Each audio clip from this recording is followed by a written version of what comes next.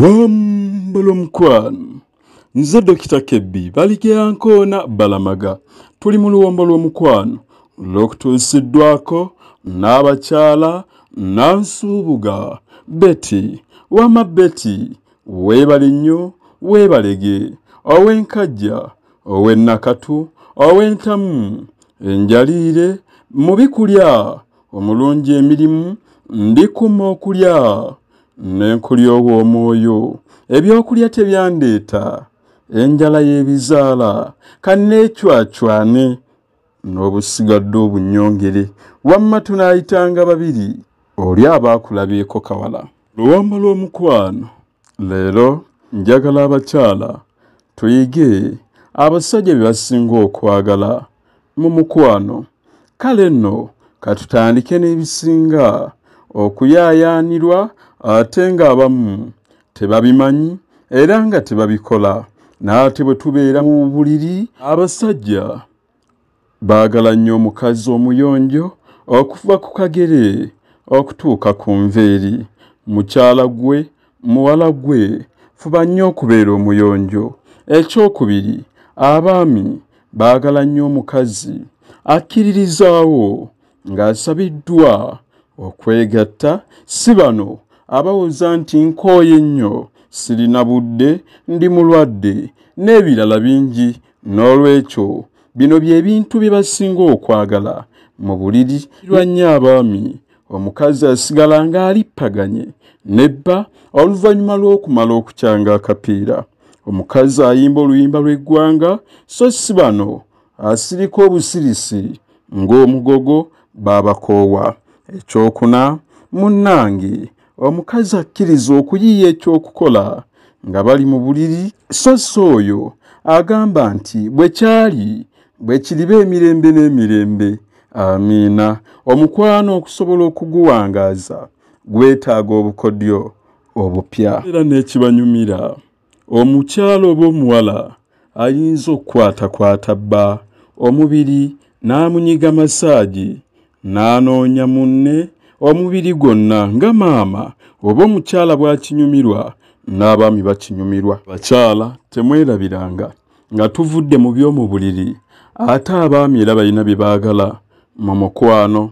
Ekisooka, tebaagala mukyala agezze nnyo ekisusse era munnanga akaluubiriza mu kitanda ate ne bw'otambula naye bayinza okulowooza nti oli ne maama wo mumanye nti ow'engeri eyo asaana okukola dduyiro okulya eby'ekigero okwewala okuyimbulukuka oba okufuna eddagala limukolako. Nabagamba mu nkubire eddagala libeerawo erikendeeza omugejjo. Era abaami baagala nnyo okubeera nnamba emu so si baana. Mikwano gyammwe, abooluganda lwammwe, bizinensi, eddiini oba ekintu kyonna ekitwetoolodde mu bye mutera okuwa obudde. Ekirala, abaami baagala nnyo okubalaga nti muli baagalwa baabwe so si kweyisanga bamaama ababazaala. Mulina okukola ebizikiriza n'okusanyusa amaaso gaabwe naddala nga bali waka. Ekirala, tebaaga kubakyaya baana waka nga muboogerera. Mufube munnanga okulaba ng'abaana mubabaagaza n'okusiima bye bakola yadde olumu bibeera bitono. Ekirala, baagala okubayambako okubasasulira bbiiru zaawaka ng'ez'amasannyalaze, amazzi, kasasiro, amafuta g'emmotoka n'ebirala naddala kubakola ate nga mufuna ssente. Bw'oba oyina tokaluubiriza mwami wo ajja kwenyumirizaamu. Ekirala, abakyala okukwata essimu zaabwe. Bannanga abakyala balina engeri ey'okkeberanga amasimu g'abaami era mesegi. Kintu ekyo kibi kubanga nabanyunyulako emabega. Omukyala eyeewa obutwa oluvannyuma lw'okkebera essimu ya bba n'alabamu ebifaananyi bye yali tayagala naye tonaawuza essimu ya mwami wo. N'ekirala, abaami kye baagala mubakolere. Bannange baagala nnyo obutalaga busungu singa mubeera mukooye obanga mukola emirimu egy'awaka n'okukola ku baana oba n'abanga akunyiizizza. Baagala nnyo okubeera nga temubakaayuukira isenga abooluganda mubeere nga mubawabula kubanga nabo basobya ebirala bye baagala mwambali bulungi mu ngeri eweesa omusajja ekitiibwa naddala nga mutambuddeko nabo. Ate bagamba bwe muba mutambudde nabo temulaga beeri nti mwe temukyakwatagana. Lubeerera mulage nti laavu mpya yadde ekikonde kibaayo ekiro nga tetuliiwo. Baagala ekirala bannange mwewale okubageya mu bakazi bannammwe. Bannange abakyala mugeya mu b'emikwano abooluganda lwammwe nga bwe babeera abaami abo abanafu mu buliri mu buli kimu. Bannange ate bwe kituuka ku ekyobutonde bw'omwami wo ekyo kyama kyammwe babiri tobyogera mu bantu banno bajja kuseka naye nga bakusunga. Ekirala baagala nnyo okulaga nti mubasiima n'okubalabirira n'okubagumiikiriza olw'okunyigirizibwa kwe bayitamu ng'olunsi banoonya ssente n'eneebanga ebuze n'ebirala bingi. Ebitundu ebirala ndiraga ati bo nabo abakyala bye beetaaga.